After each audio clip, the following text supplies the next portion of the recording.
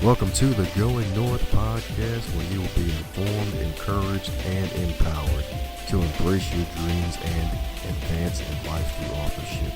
I'm your host, best-selling author of the book Stay the Course, and certified leadership trainer, Dom Brightman. Be sure to check out the goods and services from every guest, as well as the host himself, yours truly. Now let the fun begin.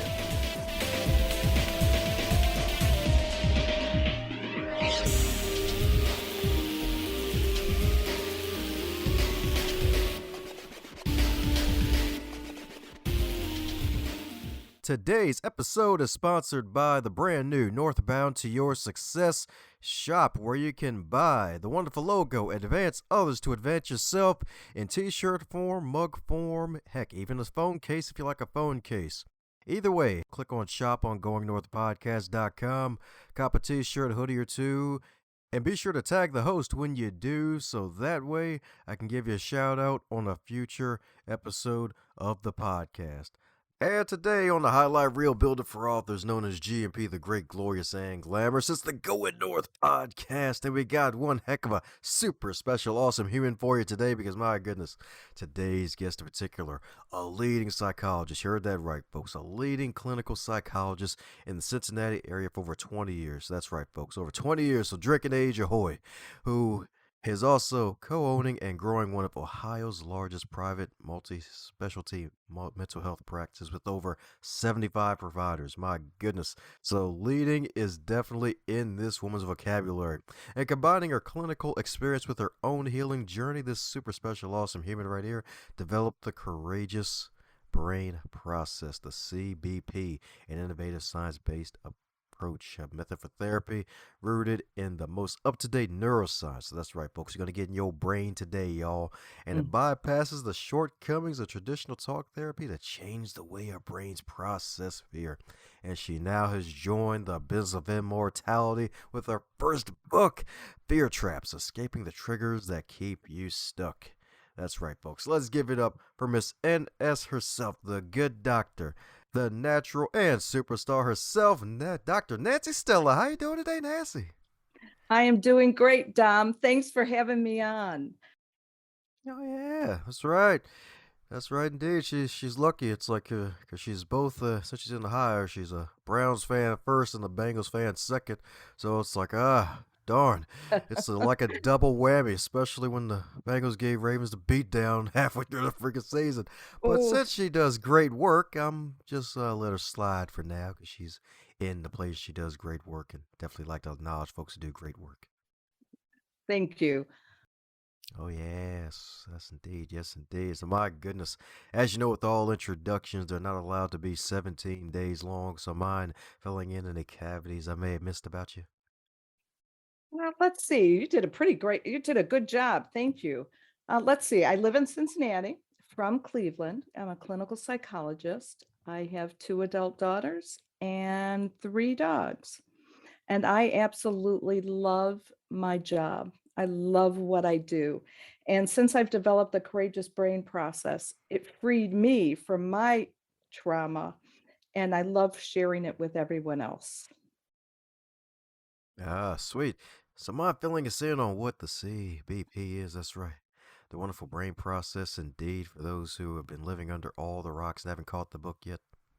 I would love to. First off, let me start how the book came about. I had a experience in my life where my husband of 22 years said that he no longer loved me and wanted to be married. And when I heard those words, it threw me into a tailspin, and it took the rug out from under me.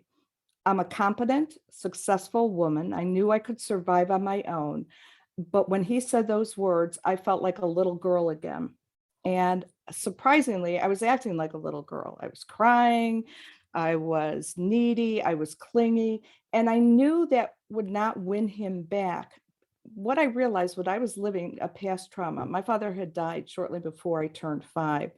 And at that time, my family went into chaos, and I was clingy, needy, and cried a lot. And I found myself repeating that pattern with my husband. And what I realized was that even though I was an adult, my brain had latched onto when I feel like I'm going to be left or abandoned, I reverted back to the age which the trauma occurred. So I was acting like a 5-year-old. The problem with that, I was also problem solving like a 5-year-old. And Mm. what may have worked at 5 doesn't work in adulthood. And when I had that insight, what I realized was that traditional therapy, traditional talk therapy, seems to relieve people momentarily, but it didn't last. So what I realized was that I had to root out and clear out this old trauma. And I did that by developing this model. I was the first subject, it worked, and I began using it with my clients. And the process is fairly simple, but it takes work. And there's I'm sorry, 6 steps to it. And I'd be happy to go over them briefly if you'd like. First one is telling your story.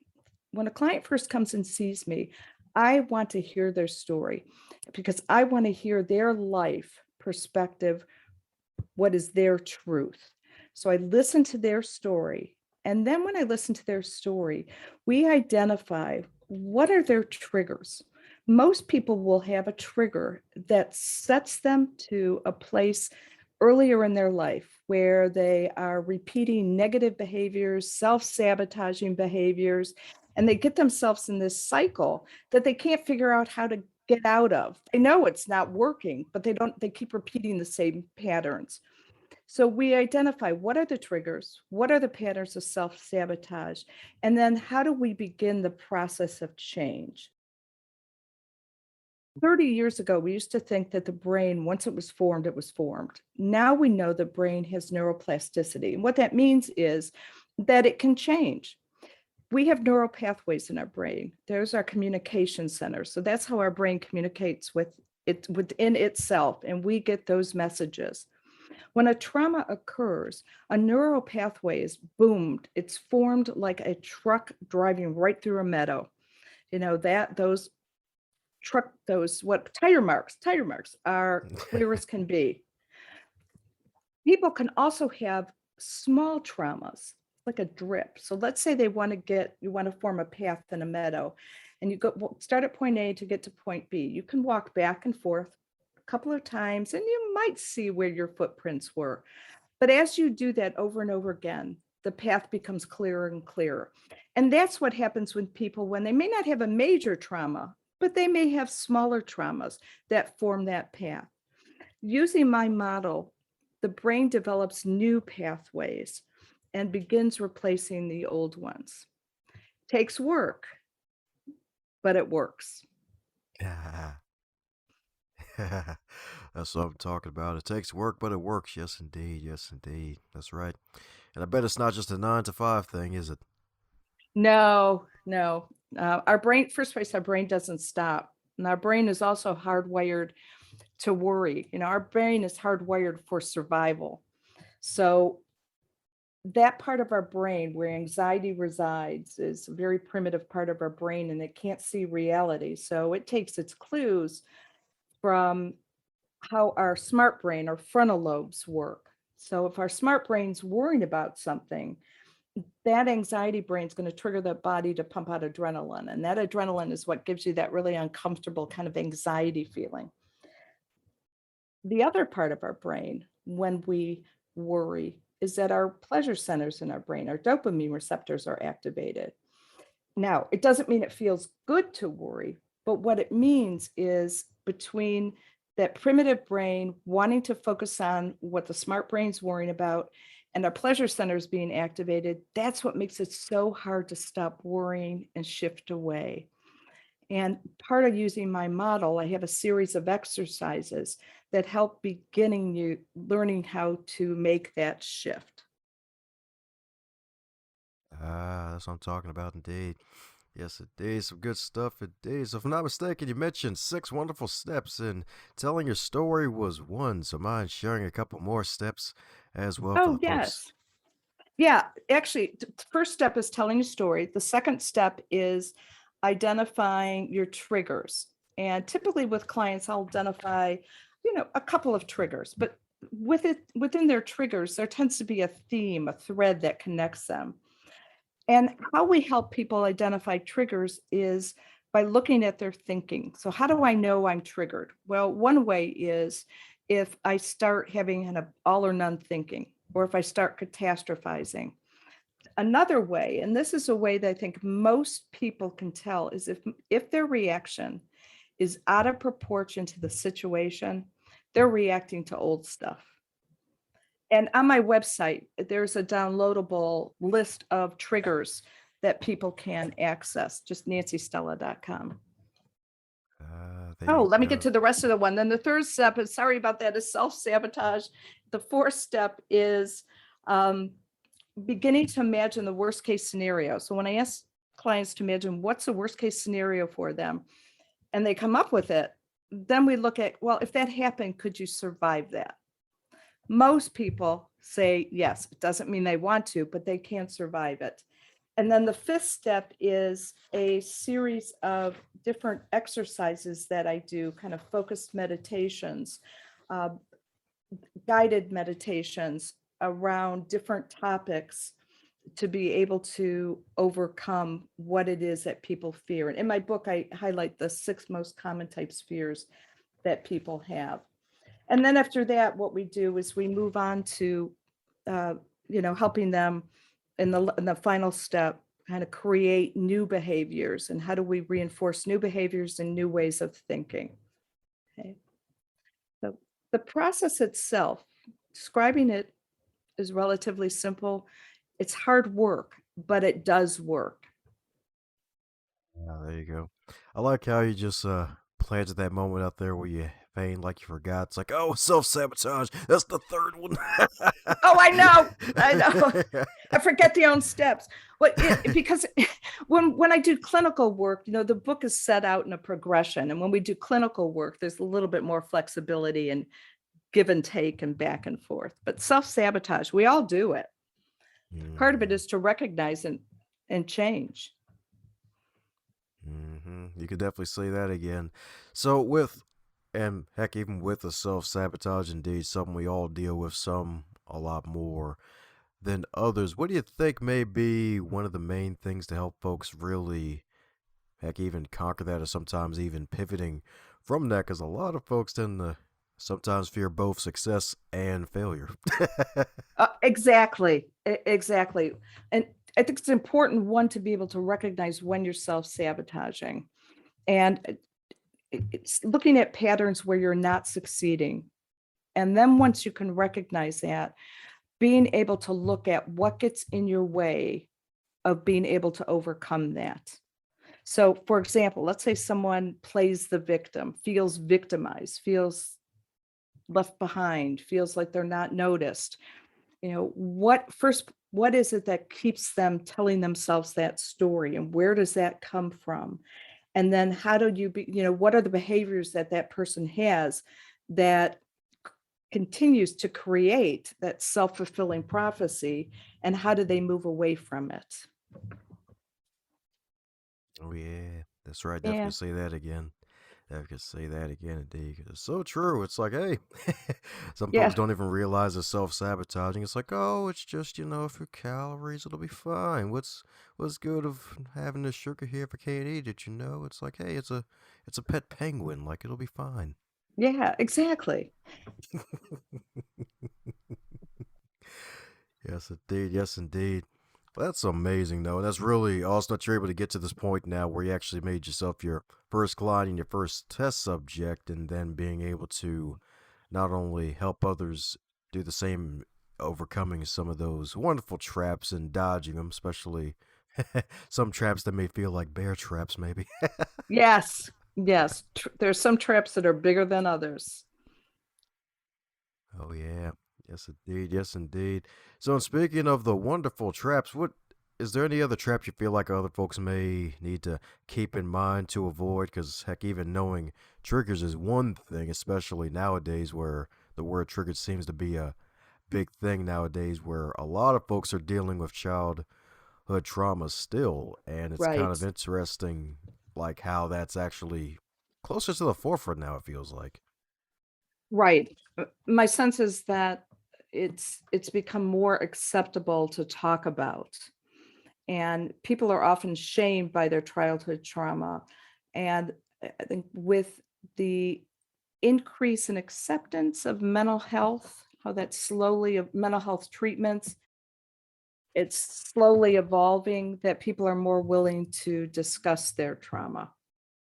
So, and in the book, the fears that I focus on are one, being alone, people who are afraid to be alone, oftentimes afraid of abandonment, you know, uh, fear of rejection, afraid that they're not going to be accepted, that they'll be rejected, afraid of confrontation, people who are afraid of confrontation, people who are afraid of being ignored, people who are afraid of failure, and afraid of the unknown. That's one of my favorites, the fear of the unknown. So many people are afraid of what they don't know, what's unfamiliar, that they box themselves in their life to a very small part of the world because they're afraid of the unknown, what they don't know. So my goal in the book is to help people increase a sense of agency, meaning that they themselves can take charge of their life with increased confidence and resilience. Ah, love it indeed. Love it indeed. Well, that's definitely true. Like mental health is really being more, I guess, put to the forefront. And folks are more comfortable to talk about it. So, since this is your first book for the public to consume at a massive level, really going public in a way, what's probably the most difficult thing of really putting this together and putting it out for the public? Good question. The book was a long time in the process. It started writing the book shortly after my husband had left, and I was exploring this process for myself. And then I was diagnosed with cancer. So I had to take a couple of years off, recovered. Then my editor was diagnosed with cancer, took another Oh, year off. Oh, but then I got cancer again. Um, and my prognosis is good. It was ironically a different kind of cancer, both caught early. So the book was put on hiatus again. So part of it was that I felt like it was a stop and go process. But during the pandemic, I was really able to focus and get my thoughts on paper. so I guess that makes you one of the book boomers, huh? Yes, yes, I guess that's a way to put it, a book boomer. I like that. Oh yeah, that's right. That's what 2020 really was, because it really allowed folks to really have that extra time. It's like, you know what? If you don't come out with a book or a business, like you're wasting your time. And I guess a lot of folks took that meme to heart, because a lot of folks on the show recently are newly published authors because they decide, hey, COVID, most of us are stuck here at home or stuck somewhere else and can't really go anywhere. So let's stay home and write this wonderful book. And my goodness, like I listened to some of your past interviews, and I knew you had been diagnosed with the cancer twice, but I didn't know your editor too was diagnosed with it. Like, Oh, my I God. know, I know, I know. But she's doing well too. So yeah, and the book, I'm going to go again. I feel like I'm tooting my own horn here, but the model in the book actually helped me too go through the different cancers, and without I- truly with minimal fear, with minimal disruption. I went through a very brief, about a 10-minute period of why me, and then I thought, well, why not me? I'm not special. I'm not unique. Cancer happens to millions of people. And once I made that shift in my thinking, I no longer self-sabotaged, and my outlook changed. Certainly, if cancer was a gift, I'd return it. Yeah. But I didn't let it dictate my future. I got you. There you go. There you go. So, do you think it was the cancer or just dealing with the recent divorce that made the writing painful for you, or was it something totally different? Maybe because I find writing painful. Um, to be honest, I wanted to get my ideas across, and I love the process of putting it on paper. Uh, the challenge for me was writing it so that it was communicated clearly. And that's a part at times that I struggled with. And what I found was that I could write 2, max 3 hours a day before my brain just kind of became a little bit mushy and my words very sloppy. It's like, hey, like feel the fear and eat a sweet potato. Like, wait a second, that's not it. Like, oh yeah, Yes, fear. yes, It's like, yes, yes, we sabotage ourselves in more ways than one. Like all the honey buns. Wait a second. Okay, I need to put this down now. yeah, yes, yes, That's right. Cancer and Prancer. Wait a second. That's reindeer. Okay, all right. Yeah, let me go back yeah, to the next day. yes. Oh, man. So do you still find writing painful to this day, even though the book is finally finished and out for the world to see and read and listen to eventually? No, I'm actually in the process of starting a second book, and it will again focus on triggers and traps. Um, and I'm doing a webinar. So I'm actually enjoying it. I love for me, I love to see my clients, and I love to see people feel better, feel self-confident, and feel resilient. Um, that people can wear a Teflon shield, and live their life and be happy. Ah, there you go. That's right. Happy like all the pappies. That's right. That's right indeed. That's right indeed. So my goodness, my goodness.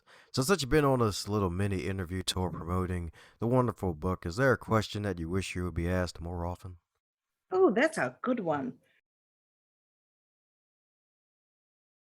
I haven't thought about that. I would have to think about it. One thing that I would love to do is to tell a story of a successful client, because I have my favorite, and be able to tell their story. No, go on ahead. You're go Okay, I guess ahead. I get to do it. Okay. Okay. Now again, this is somewhat of a composite, but there was a woman who made an appointment. She was probably in her mid 60s at the time. She came in, there was nothing that stood out about her. I kind of assessed her like a plain Jane, a bit overweight, just curly gray hair. And she came in and said that her husband, Wayne, had died 6 months previous to this appointment. And I said, oh, acknowledge how stressful that was. And I thought, well, this is why she was coming in. And um, she says, no, I'm not coming in for grief. She said, my husband and I, he had cancer for 5 years, and we were able to process his upcoming death and what it would be like without him. She says, I'm doing okay with that. I've accepted that. She says, what I want though is I live afraid. She said, I live afraid. My life lacks passion. I'm afraid to drive on the highway. I am afraid to sleep in my house at night without a light on. I am afraid, and you just fill in the blank. And she said she wanted to live a free life. And so we started working on what her fears were. She did have a sister that lived across town, and she was afraid to drive on the highway to see her sister. So she said she could take the bus, but by the time she got on the bus and had to switch downtown and go to the other side, it was like an hour and a half trip. She started driving on the highway, started facing her fears, slowly facing her fears. And the best part about this was, after about a year, she and her sister took a road trip, and they took a road trip together across the United States. Oh. And it was fantastic. I never saw, her name was Laura. I never saw Laura again after that session, but I did hear from her. She would send me postcards from the places that they stopped. And she didn't have a lot in the postcard. Sometimes it was just said, stayed at a 5-star hotel. She had only stayed in a hotel once before in her life, and it was something like the Eagles Inn in Oil City, Pennsylvania, uh, Mm. when a relative had died. She walked the glass bridge at the Grand Canyon. She used to be afraid of bridges. She drove over the San Francisco Golden Gate Bridge. She allowed herself just to live her life. She came back to Cincinnati, stayed for a bit, and I got an envelope one day with her picture, and she was holding a passport. So to me, here was a woman who lived her life in a very kind of small, enclosed neighborhood, her and her husband. She had a good life, and she had, 4 children. She had a good life. She had 4 children. But when her husband was in the dying process, they both realized that they lived their lives in fear, afraid to do this, afraid to do that, afraid to change jobs, afraid to move. And she did not want to die like her husband did with that regret. So, using this model, she was able to free herself. Well, amen to that. That's what I'm talking about. That's right. That's the secret to living life. Y'all living without that fear, y'all. That's right. That's right indeed. That's right indeed. Getting in the 5-star hotel. That's what I'm talking about. That's Oh, I right. know. I know. Yes. Yeah. Oh yeah. That's right. Traveling the freaking country too. That's right. Getting out of your square, your 4 corners, y'all. That's right. Staying in boxes known as houses and being scared and watching the news and being more scared and Hmm. basically running around the house like a headless chicken and a scolded dog at the same time. All because like, oh God, the sky is falling. Oh no, inflation. No, they're not Yes. talking about balloons. No. It's No, like, no, yes. Yes. oh man. That's what I'm talking about indeed. So happy for her. Glad she's finding some happiness at a higher level after passing of her husband. Because that can be definitely hard for anyone losing a loved one, especially for widows, especially if they've been married for a long time, because their identities a lot of times attached to their Hmm. spouse or their significant Right. other. So yeah. Right. Yeah. So she was pretty remarkable. There we Yeah. go. That's what I'm talking about indeed.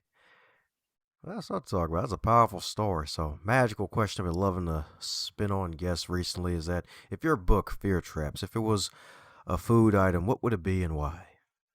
Hmm. It would be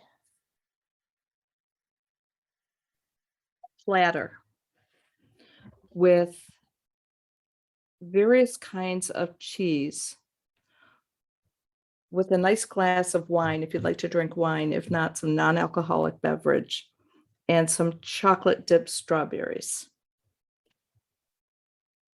Oh, So could it all be a right. combination of things? Wow, okay, all right. I'm There picking you my go. favorite foods. So uh, I guess we have some photographers hidden in the podcast recording session, huh? Say cheese. yes, yes, yeah, yes, yeah, yes, cheese. Oh, there you go. That's right. She's got the cheese and the wine, so don't drink the wine and then wine, y'all. That's right. Yeah, That's right indeed. That's yeah, right indeed. So there you go. You got this wonderful book, y'all. So that's right. If you got a love in your life and you love some chocolate covered strawberries, there you go. Get this book for them, y'all. It's good stuff. It's good stuff indeed. and if you That's, don't have someone in your life, buy the book for yourself and buy yourself some chocolate covered strawberries. oh yeah, that's right. That's right. In my case, I just put the strawberry on my head. That's all. That's really how it all ends.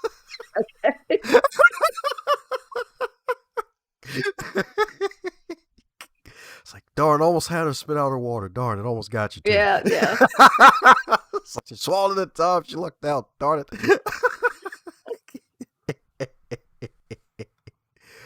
Oh my goodness. Oh my goodness.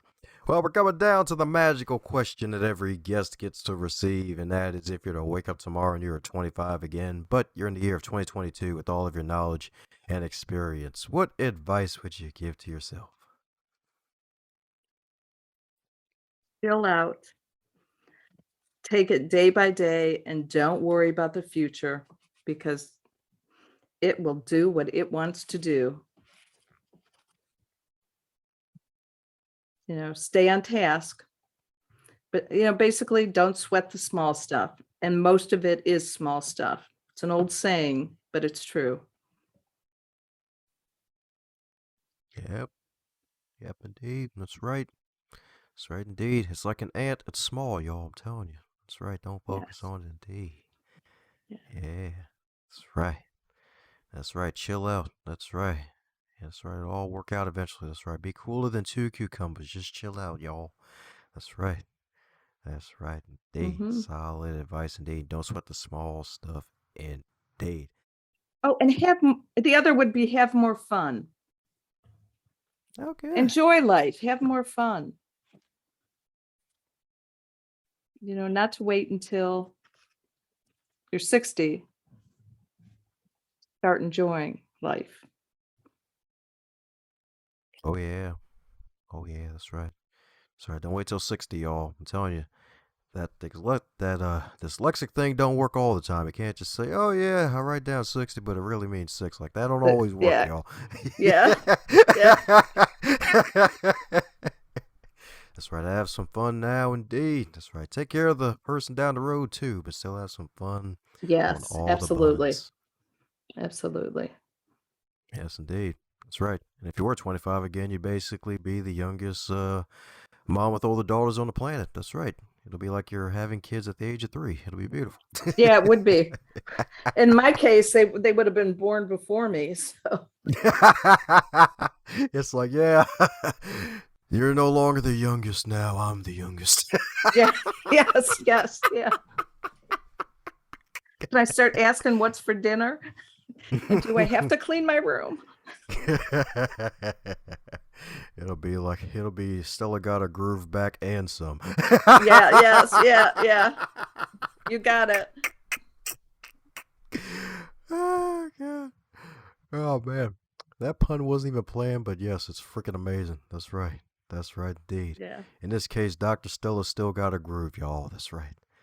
That's right indeed. She ain't lose it at all because she's freaking fabulous. And for those who want to see what all the wonderful, fabulous stuff that you got going on and all the stuff you got in the future, what's the best way for folks to keep up with the good doctor herself and buy copies of your marvelous book?